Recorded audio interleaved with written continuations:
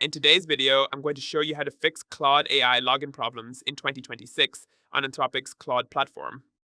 First, check your internet connection and refresh your browser.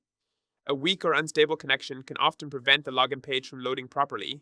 Next, clear your browser cache and cookies. Old or corrupted data is one of the most common reasons login pages fail or get stuck in a loop. If that doesn't work, try switching to another browser or using incognito mode. This helps avoid extension or stored session conflicts. You should also disable VPNs or ad blockers temporarily, because they can block authentication requests or redirect the login page incorrectly.